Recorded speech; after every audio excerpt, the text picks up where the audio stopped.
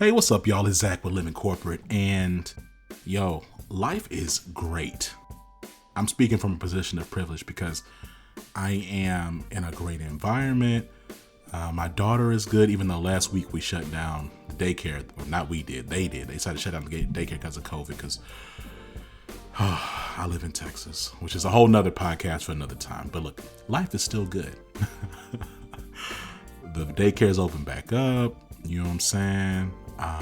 Emery's enjoying it. She's adjusting pretty well, but it's a journey for everybody. I will say, dropping Emery off at daycare is the worst part of my day, and I do it every single weekday. It is the worst. She's so sad, and I'm sad, right? I'd be sad, but I can't cry. What do I look like crying? If I cried at the daycare while Emery's crying, that would be not okay, right? So, but anyway, again, life is good. Y'all should be noticing. We put an announcement out, and I think you'll see it in the newsletter. Living Corporate continues to expand its portfolio with LinkedIn Learning. So excited for y'all to check that out. Make sure you look at the link in the show notes and click it. Don't just look at it, but like actually see it and then click it, right? We're taking some of our most popular, powerful podcasts, which is frankly so many, but we're slowly integrating them with LinkedIn Learning. And so over time, my vision is that we have a few dozen courses on LinkedIn Learning for you to take and get some type of learning credit for, so that you can really continue to grow. Share it with your colleagues who swear that they're trying to learn and when they want to be a part of the conversation. You don't have to have the conversation. Just flip them the link from LinkedIn Learning, right? This is not even an ad, but it kind of is an ad because we have a partnership with them, and I really want y'all to go check out LinkedIn Learning. All right. That's another good way, right? If you don't want to like support Living Corporate by dropping some money in our on the website, or giving, dropping some money on the Cash App, on the PayPal, you can just watch LinkedIn Learning, right? Because we get percents off that. So anyway, life is good for other reasons. Life is also good because we have new news. But I'm not going to drop the news right now, but just know I'm excited about the news that's coming. All right, really dope stuff. Shout out to Blind. Had a really good conversation with Kim, the founder of Blind. Just talking about really just what this next season looks like in platforms really supporting the employee, right? Not like certain platforms that really just gather your information and then report back to the companies and sell your data, or position themselves really as, some type of exploiter of people. That's what some of these platforms do, that talk about community, but they're not really focused on community. They're focused on exploitation. It's really gross. And they also ask a lot of these like techie platforms ask Black and brown folks to do labor for free. Yo, we're not doing labor for free no more. All right, it's 2021. Slavery ended. Well, I know we have the prison industrial complex, but I'm saying chattel slavery ended several centuries ago. I think we can has it been several centuries? It was like a little over, was it 200 and something? No, 150 years? I don't know. Look, point is, we're not in chattel slavery no more, right? All of that being said, I'm really excited about today's podcast. We have a really dope guest, Omar Harris. Omar Harris is the author of Be a Jedi. Now, look, I'm not really going to get into the book right now because we talk all about it in our discussion. But I'm thankful for Omar. Omar has been a friend of the show for some years now. We've been meaning to connect and chop it up, period, before he even published his book. So I'm just glad that we were able to make the time and make the connection to talk now, because the content of his book and really the substance of our conversation is great, right? So shout out to Omar. Before we get into Omar though, and our conversation that we had, I want y'all to make sure that y'all tap in with Tristan. So we'll be right back.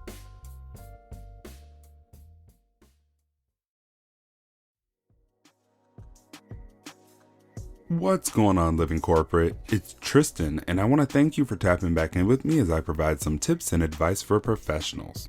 Today, I want to discuss 3 ways you can hold yourself down for your job search. When we decide we are about to search for a new job, there are so many things we need to do to prepare and keep ourselves organized. You have to update your resume, cover letter, and LinkedIn. You have to keep track of the jobs you applied to. You have to warm up your network to try and land a referral. You have to prepare your answers to interview questions and so much more. So I wanted to provide a few tips that will help you hold yourself down throughout that process. Have you ever sat down to update your resume in LinkedIn, but it's hard for you to remember what you did? This is why preparation starts well before you're ready to get back into the market. I suggest you combat that issue by creating and consistently updating a career journal or brag book. There, you write down your involvement in any projects or initiatives, any results you've generated, awards you've received, or value you've created. Documenting this information makes updating resumes and LinkedIn's much easier. It can also help you develop responses to interview questions. One of the keys to any great job search is building and leveraging your network. We know that utilizing your network can make you 15 times more likely to land interviews, but it's important that you begin strategically networking before you need it. When you network simply looking for a job, there's an air of desperation and people are less likely to help. They may also feel like you're only interested in what you can get out of them, and no one likes to feel used. I suggest hosting some informational interviews to gain clarity on the type of positions and companies you want to work for. But remember, the benefits of networking happen in the follow-up. You should be checking in with your contacts regularly. That way, when the time comes to ask for a referral, it doesn't feel like it's coming out of the blue. Now, how many times have you gotten a call from a recruiter and you didn't fully remember applying to the job, let alone what skills or areas of expertise would be beneficial to highlight? That's why I suggest you organize your search with a spreadsheet. Have a column for the job title, company, date you applied, recruiter's name and contact info, hiring manager's name and contact info, interview dates and times, interview notes to remind yourself of what was discussed and what you need to reference in upcoming interviews, follow-up date, and the outcome, like were you hired or not hired. I even suggest you copy and paste the job description so you have something to refer to if the company takes down the job posting. If you network throughout the process, create another tab to track contact name, information, company, LinkedIn profile, relationship details, connection dates and notes, thank you sent, follow-up date, and the outcome, like did they help you get an interview? Hopefully these tips can help you hold yourself down and ensure you have an efficient and effective job search. This tip was brought to you by Tristan of Layfield Resume Consulting. Check us out on Instagram, Twitter, and Facebook at Layfield Resume, or connect with me, Tristan Layfield, on LinkedIn.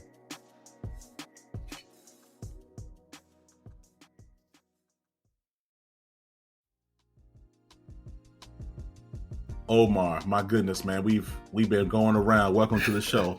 Thank you very much, Zach. See you. Pleasure to meet you in person. We got introduced by a mutual acquaintance last year, and I've been watching the work you're doing in the organization, Living Corporate, and I'm just happy to be a part of the platform, brother. Man, well, look, it's an honor to have you here. Of course, like I see your name. I'm familiar. We follow each other on LinkedIn. LinkedIn has just become like, oh yeah, the space, man. Like it's a spot. It's a spot, man. Right, and it's not even an ad. It's just like it's like a real like you know what I mean. Like if you're not really on there. So man, let's just get right into it, man. Like, let's talk about like what it is you do, and then why you do what you do. All right, so I do a bunch of stuff, as probably many people on many guests on your show would say to start off. I transitioned out of a corporate career, a 20-year pharma career, for the second time last year. So I started my overall career in 1998 with Pfizer, a company that you like to talk about a lot on LinkedIn as well. And so I started my corporate career in 98 as a sales rep with Pfizer, and I matriculated all the way to global general management in countries like Indonesia and Brazil. Along the way, two of the companies I worked for got purchased by other pharma companies, and I decided at those moments to kind of opt out and then do my own thing in both of those instances. One happened to happen in 2010, and then 10 years later happened to happen in 2020. So kind of like very symmetrical there. Like every 10 years, it seemed like a company that I was working for was getting purchased, and I was getting an opportunity to kind of do what I really, really want to do. So along the journey, I've always been very passionate about kind of putting my ideas out into the world, the things that I learned as I learned them, practically trying to help other people accelerate their learning curves and speed up the process to success. So I started publishing books business books, leadership books back in 2019, while I was still working for large global corporations like GSK. And I published another book last year while I was still working for Allergan Pharmaceuticals. And this is the first time I published a book, really, when I'm not working for a big corporation. This past June, June 25th, on my birthday, when I launched my most recent book. So all that being said, is really what I'm passionate about is high performance coaching, executive coaching, especially for minority and BIPOC and female leaders who are emerging into these kind of VP level positions in these large corporations, kind of helping show them helping them accelerate their learning curves as well. Writing, publishing. I'm passionate about technology, so I'm also launching an application very soon that's going to help enhance employee inclusion. So that's coming out very soon. Then public speaking, motivational speaking, all these things are kind of in the umbrella. Consulting, of course, both DEI and just high performance team leadership type consulting, organizational consulting. So that's all kind of in the umbrella of what I'm doing now. My sister is an actress. We're also working on creating screenplays and, trying to get better representation in Hollywood as well through our work. So just trying to, wherever I can, I'm at that stage in my life where I just want to do what I want to do. I want to have fun while I do it. I want to make a positive impact on the world while doing it. So that's kind of where I'm at. Man, you are you cooking, man. Listen, you put the ingredients together, they kind of like marinate for a while, and then it's time to put it on the pot. You gotta get on the stove and make something happen. So let's talk a little bit more about the work that you're doing around diversity, equity, inclusion, or as you talk about J.E.D.I, justice, equity, diversity, inclusion. Talk to me about, and I recognize that you didn't create the term J.E.D.I. No. But let's talk about, like, first of all, what is justice in this context? And then why did you go that bent, right? Like I'm curious about this, is in a space where folks are almost treating diversity, equity, inclusion like the new oil boom. Like it's kind of like a space where we can really get in and you can do some workshops and get some quick money and then get out. There's plenty of space to play where it's fairly safe. Mm-hmm. Now that often involves, in my experience, appeasing to this white moderate. But the way that you appease to the white moderate is not by talking about things like justice. So no. Talk to me about this term, the idea, and why you got there. So, I lived overseas for 8 years, from 2012 to 2020. I was in Turkey, I was in Indonesia, I was in Brazil. I moved back to the US in March of 2020, right on the cusp of a global pandemic, and right into the George Floyd protest, Breonna Taylor, Ahmaud Arbery situation, social justice protest, and one of the most important elections in American history. So I come back to America at that moment. And I just published the Servant Leaders Manifesto, like April 2019-20. I had just published a new book. So it was not my intention to just dive right into another kind of space, but I recognized early on that it wasn't enough. Like what I'd already written was already not outdated, but it was not going far enough. It was kind of like it gets you a middle stage, but it's not going to get to where we need to go to. And basically what I was trying to do was, I saw that the Global Business Roundtable had published this new statement of incorporation in 2019. And then I learned about J.E.D.I. First of all, through the OSC Jedi Collaborative. I just found their website and started reading about the work that they're doing, and then started getting there's a whole world of, Policy Link and, all these organizations doing all this amazing work that have been in the space for years and are finally kind of getting some shine. And I started going down a rabbit hole, and I was like, well, if CEOs state that they want to create more value for more stakeholders, they want to not only chase the shareholder profit, but they also want to add value to employees, customers, communities, the environment, right? How are they going to do it? Mm-hmm. And I don't think a lot of people have made this connection, but I see J.E.D.I as the how to accomplishing this goal. I think that if you can embrace J.E.D.I principles internally in a corporation, really eliminate injustices, eradicate inequities, expand diversity, and enhance inclusion, you can then, if your employees feel that happening, then they will begin to add value to the other stakeholders of customer, community, the environment. And shareholders are going to be taken care of because you have a lower risk enterprise that's doing good work in the world. So it was just making a connection between this that was out here and this thing that was out here and saying these two things go together. They play together. And I want to write a book and talk about how they're connected and how you can't do one without the other. And so that was kind of the overall intention of writing the new book and how I got into the space. And I think the J is so important. So I was getting, talking to advisors and people that I respect and in the global leadership space. And they were like, well, Omar, do we really need the J? I mean, the J kind of turns people off and CEOs don't connect to the J. And it's, can we just do the DEI? It's already known. People are already, I was like, no, like the J is fundamental. There are so many injustices that happen in corporations' walls every day that are not being resolved. It's not just about inequity. Inequity is one thing. And so it's an incomplete picture. If you do D, E, and I, it's an incomplete picture. The B, I think, is kind of like an outcome of D and I work. But without the J, without that justice component, without companies basically saying we're going to do what's right, even if it's painful, internally and externally, then everything else kind of falls flat. So I think the J is the most important of all those four letters in the acronym. And so it wasn't just because I love Star Wars. I couldn't do this book without going through the lens of the J of corporate social justice and talking about what that is and how it manifests and how that's so crucial to actually tackling the issues inherent in trying to deliver value for a new group of stakeholders for the first time.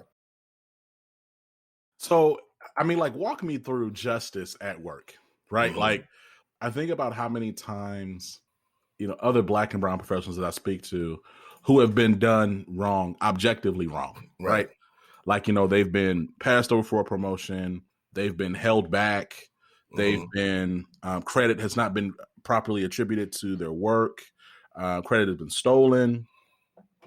Talk to me about what does justice look like to right those wrongs or make someone whole at work. And then also, what's the business imperative to do that? Right. So, justice is inherently dismantling barriers that would allow people to live a full and fully realized life. So anything that's happening within your corporation that is a barrier to someone living a fulfilled life. I think one of the biggest injustices that happens in American corporations today is a lack of a standard maternity leave and paternity leave. These are injustices to future generations of workers. So I think that's a basic injustice. It is unjust that women in America have to make a choice between motherhood and success. Still in 2021, it's still a choice that people have to navigate. And it leads to the inequity of the gender pay gap. Because women if you're a woman who's a high flyer, takes 3 maternity leaves and has 3 children, you basically let's say you only sit out like a month each time. Right. That's 3 months when you weren't working when the men were working. Right. Those 3 months will set you back. If you add them, if you accumulate them over time, they set you back, depending on what was happening in the corporation at that time. And then you get passed over for promotions, you don't move as fast to the organization, you're not taken care of, and therefore, your salary separates from the salary of the men around you. And so that injustice of a lack of protection around maternity and paternity leads to the inequity of the gender pay gap. That's a simple one. That's a very simple one that we can talk about, but there's much more insidious injustices that happen, which is things like people who are found or accused of sexual harassment not being taken out of the system, or known racist actors in corporations getting a slap on the wrist and not getting taken out of the system, or known discrimination policies. For example, corporate leaders purposefully creating discriminatory practices like lending at banks and things of that nature. They create these policies and then making employees promote unjust practices to the community and to customers. That's an injustice. So we have so many injustices that have to be dealt with, and the barriers have to be brought down so that employees don't feel that they're put in these positions, these challenges and these challenging spaces where they are constantly trying to navigate their value system, their morality, and the goals of the company. Those three things should not be incongruent with each other inside of businesses. And I think what you're speaking to, though, like this constant navigation of morals, ethics, business imperatives, that really kind of describes our capitalistic culture to a T, right? Like, and playing the game, right? That's why you can't do it without the J. That's why the J is so important, because it's inherent inside of the system. It's embedded in the system of our corporations. So then let's talk about this then, right? Like, you shared earlier that, people were kind of on the J. Mm-hmm. Talk to me about the conversations you've had. Yeah, so I mean, I think that I'm trying to raise awareness of the J, and I'm trying to bring examples that people can kind of connect with on the J that are just basic injustices that companies can tackle. And always the thing that makes it easy for me to do this is looking at it through the employee lens. So if you look at it from the point of view of the employees and what is right or wrong for them, then it becomes very easy to identify a bevy of injustices that need to be kind of eliminated in corporations. All the wrongs that have to be righted, that have not been righted historically over time. And so you begin breaking those injustices down for people, and they start saying, oh, okay, that's what you mean by, first of all, you have to have a shared language. What do you mean by injustice? Are you talking about, because people get confused. They're like, is this about corporate public statements? Is it about more than just putting the money in the right areas? Is it about and I said, listen, you're externalizing something you haven't fixed internally yet. I care far less about donations to the NAACP and HBCUs and all that stuff, which is great. These great public statements are amazing, but you're not going to do the internal work. You're not going to empower your DEI lead internally to actually clean stuff up. And they need to be empowered to clean stuff up. Your DEI lead is like your corporate compliance officer for the culture of your organization.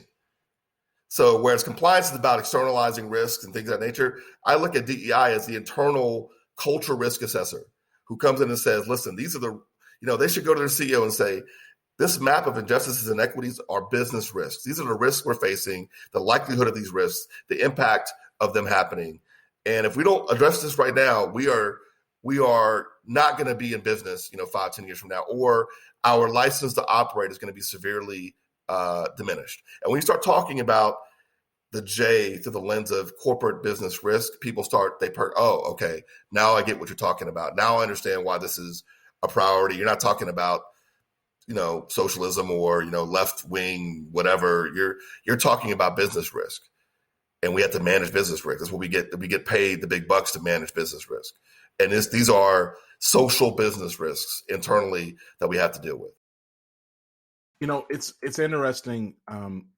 I do believe that, again, I'm really focused on this J word, right? Because and we've talked about it a few different times. We've had Brittany Janae Harris from the Winners Group, as well as Mary Frances Winters, who's the CEO and founder of the Winners Group, talk about this concept of justice, and we've had other folks talk about organizational justice. I think the reason why, in my experience, folks kind of balk at the concept of justice at work is like they associate it with someone getting fired, right? Like, talk to me about how you've had to address any of those insecurities. I address it head on. Yes, people have to get fired. Yes, you cannot. If someone was guilty of fraud in your organization, would you leave them on board, or would you fire them? You would fire them. Absolutely, they gotta go. This is social fraud. This is social fraud. It's the same thing. It's not, we're overcomplicating something that's very, very easy. If you do wrong, you lose your license to operate. You lose your ability to lead in our organization. And the problem is the privilege that comes inherent with climbing the corporate ladder. So the higher up you go, the harder it is to get rid of you, right? It's sort of like you become more insidious to the organization. I've seen senior leaders with terrible track records on justice and equity basically get buried or basically get moved around once they're They can't hide their damage anymore, explain it away, but they don't get fired. They get shifted because they're too big to fail. I guess they're too important to the organization, or maybe they know where the bodies are buried. You can't get rid of them, and that is just when you look up and you see people who are known toxic players not getting dealt with. It does two things in a corporation. It gives me permission to do the same thing, and it disengages me because it says, okay, there is whatever the company says on the masthead or in the value statement. In practice, that's not real. And so if you're big, the millions of dollars you spent to build your corporate purpose statement, working with McKinsey or whoever it was, if you don't police that, then all of your employees are going to check out because they're going to be like, they see the disconnect. It's obvious. So why would I bring my whole self to work when you're most of your intention is trying to protect these 10 or 15 people at the top, because they know where the bodies are buried or whatever it is. It's just it leads to rampant disengagement, which is what we're seeing now. People are just checking out of work. They're like, listen, this is for the birds because we've heard the lip service for too long. We don't see congruency, and we're out.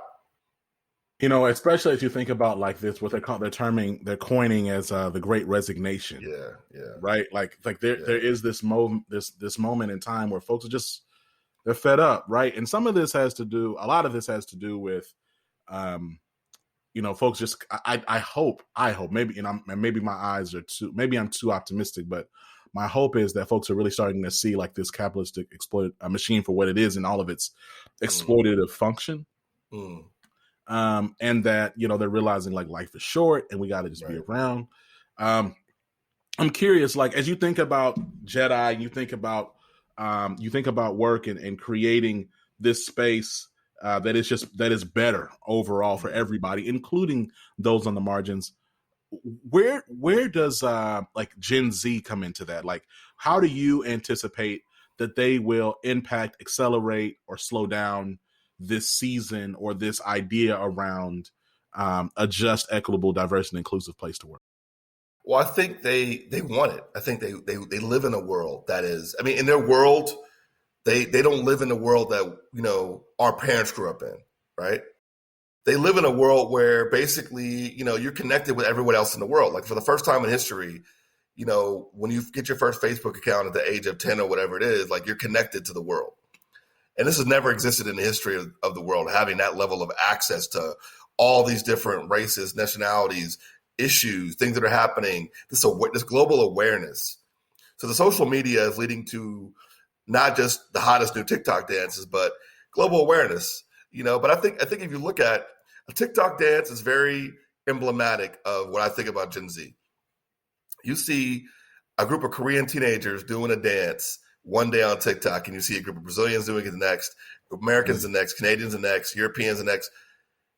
The influence of people's perceptions around what is cool and what should be done is much faster now than ever before. And when people are done wrong, it also goes around much faster. I think the CEOs haven't woke up to the fact that the instantaneous news cycle about toxicity in businesses is moving at the speed of light right now. Mm-hmm. You think the game hasn't changed. You're in your shady, dark boardroom doing your whatever machinations and Machiavellian things. Everyone knows what's happening. They know. Right. These Gen Zs, they know what's happening. They talk to each other. They have a connecting point that's never existed before.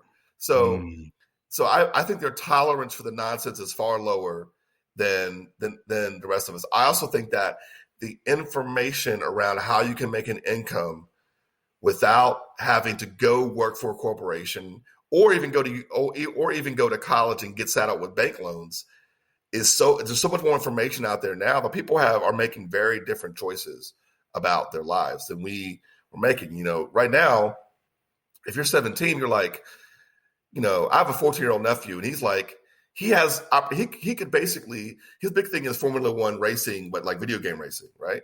Mm-hmm. He could become a professional digital Formula One racer, go pro at the age of 18 and be making $100,000 a year working for a virtual racing club without having to go to college, Zach. Right. No, and I think So that's for me, and that's for me. Like, I don't know if legacy executives or folks at these big institutions really realize that the world is way flatter than it used to be. Like, the gatekeepers are changing. The gatekeepers are no longer like people. They're really algorithms, right? They're making sure if you get seen or not. But I don't need this individual to get to my goal. Okay, they don't want to help me. Okay, I'll figure it out this way. You don't want to give me, I can go do this. I can go do that. Right. And so, and then on top of that, I also think I agree with you that the tolerance for the nonsense is just way lower. Like, I know for me, right? So I'm a millennial. I'm 31 years old, and my tolerance is pretty low, right? Like, I'll move around. But my siblings who are teenagers and teenagers, and a couple, and one of them is 21, the other one is 19. Their tolerance is like non-existent compared. Like, they don't care.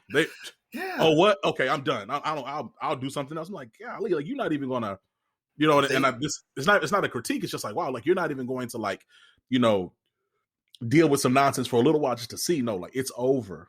They live in a world of opportunities, Zach. They live in a world. The world is their oyster. Like, you got 12-year-olds are becoming millionaires on YouTube and TikTok and Instagram. Like, it's a different world. Like, so education and corporations have to fundamentally shift their value proposition to get people to opt in. It's not like you have to go this way anymore. Like, it's not the path you have to take anymore to eke out a life. Like, if somebody wants to make 75 to 100K, there's a lot of ways to make 75 to 100K in the world today, more than ever before. Now you can make $75,000. If that's your goal, you can make it, and you don't have to deal with a lot of nonsense to do so.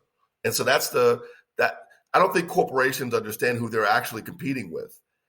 They're, in university, I don't think they really understand that they're competing with an entire new lifestyle change and a new paradigm, and how and if you don't give me purpose, I will give purpose to myself.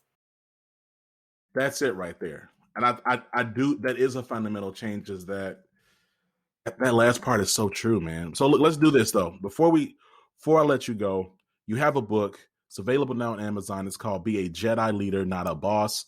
Let's talk about, I know we've been talking about Jedi. Let's talk about why this book, why now. Mm-hmm. Talk to me about what is it that folks are going to learn and pick up if they go and get this book right now. So my intention and my hope for readers who pick up the book, first of all, is that, once again, with all of my books, you see that there's a different path for leadership. You don't have to opt into the toxic boss hierarchical way of leading organizations. And so first of all, to say there's other opportunities for how you choose to lead. Now, if you choose to lead with a servant leadership mindset, you choose to serve and support others as your reason for leading, that comes with a cost. With great power comes great responsibility. You can't just be a great people leader and take care of your people and be blind to what's happening in terms of their real lives. So the injustices they face, the inequities they confront, the how their diversity is either valued or not, and the level of inclusion they experience. So you have to kind of now begin to lean into these spaces and begin tackling these issues. When you begin doing that, you begin going from servant leadership to Jedi leadership. So you begin to actually move there. And why should you move there? Well, you should move there because the purpose, basically purpose can be bigger than even just serving and supporting other people. You can then begin to add value through your corporate post to customers, communities, the environment, and shareholders. So if you care about these things, you care about the fact that many communities have been left behind by businesses, if you care about the fact that the environment is being damaged, there's a thing called Earth Overshoot Day, which is basically the day every year when the Earth exhausts its natural resources. Do you know when Earth Overshoot Day was in 2021, Zach? When? March. It already happened. Last year it was August. This year it was March. So We are consuming, we're going past the point of no return every year faster than ever before. So, if you care about the environment, if you care about these things, you have to embrace Jedi leadership principles, do the internal work. This is not about right or left. It's not about any political agenda. It's about the reason why we work. The reason why we go to work for corporations is because there is a bigger purpose behind what we're doing. We're not just making widgets anymore. We're not on the assembly line, doing this. We're trying to solve real societal problems.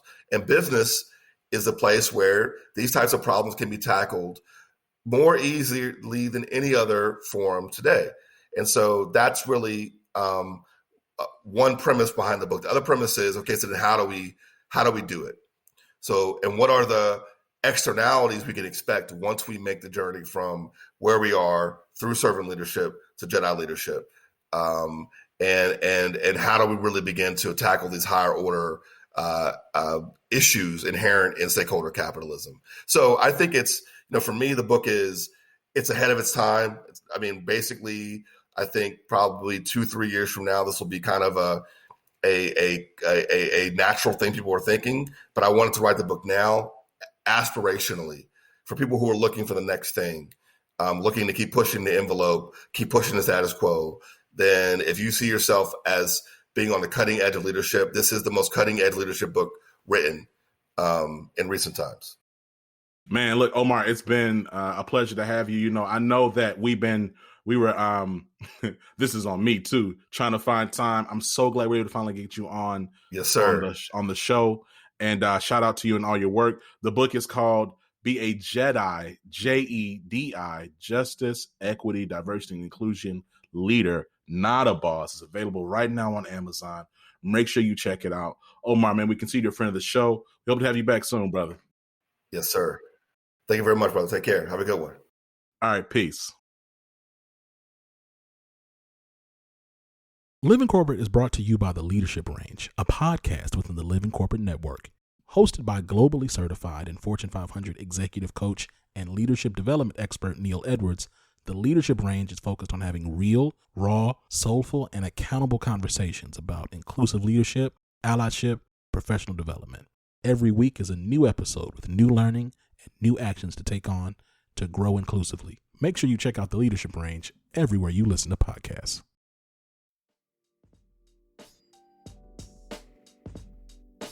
Y'all want to thank Omar again. Shout out to Omar Harris. Shout out to the book. Make sure y'all click the link in the show notes. And listen, make sure that you're observing your surroundings, right? Look around. If the space that you inhabit right now isn't really welcoming or celebrating all of who you are, seek another space. I promise you there's a better space out there for you. Shout out to all the initiatives, all of the programs, all of the organizations that are seeking to make true systemic change and not just all this tap dance stuff. In fact, it's interesting, right? You see these organizations. It's funny. It's really, really, and when I say funny, I'm not funny, haha, more funny, I see the game y'all playing. It's interesting, right? There are groups out there that were really loud about diversity, equity, inclusion right when George Floyd died. And now they're pivoting. You see a certain rebrand happening around some of these organizations, right? So they took the bag for what it was, right? I tweeted a couple weeks ago that this season of exploiting DEI for the bag is going to come to an end. And I didn't mean that in some way that we're going to come to some big retribution or there's going to be some great reckoning. That's not what I meant. I'm just saying you can peep the tea leaves, you can look at the scenery and see that the folks who saw this for the little run that it was, they've pumped it and now they've dumped it, right? So what I'm saying is what's going to be left over the rest of this decade, my hope is that it's going to be about the authentic work and frankly calling out the fugaziness of those organizations and institutions. I'm excited about where we're at. I'm excited about this space. I'm excited about this work. Shout out to everyone doing that work. I would get a bunch of shout outs off, but just at this point, we've interviewed hundreds of people. I feel like I'm going to miss somebody, but y'all know who y'all are. Much love to y'all. And listen, if you haven't already, make sure you give Living Corporate 5 stars on Apple Podcasts. Now look, I can look at the download data and then look at our podcast ratings, and I can tell everybody ain't giving us 5 stars on Apple Podcasts, right? We got several thousand. We have a lot of folks who listen to Living Corporate, I need y'all to give us 5 stars on Apple Podcasts. And you might be like, Zach, why are you always asking us to give you 5 stars on Apple Podcasts? The reason why is because the more stars we get, the better placement we get on these like little charts and stuff. You know what I mean? The more people learn about living corporate, you know, and the more that we can grow, right? The better for us, right? That's the best way, right? Like, if you don't want to even like drop some money in the Stripe or the PayPal or the Cash App, you know what I mean? Give us 5 stars. Like, that literally would make my day. All right. Until next time, y'all, it's been Zach. You've been listening to Living Corporate. Peace.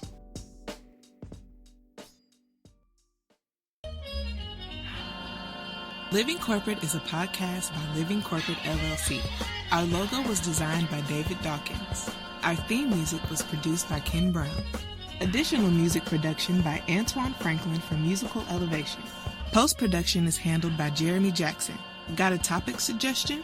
Email us at livingcorporatepodcast@gmail.com. You can find us online on Twitter, Facebook, Instagram, and living-corporate.com. Thanks for listening. Stay tuned.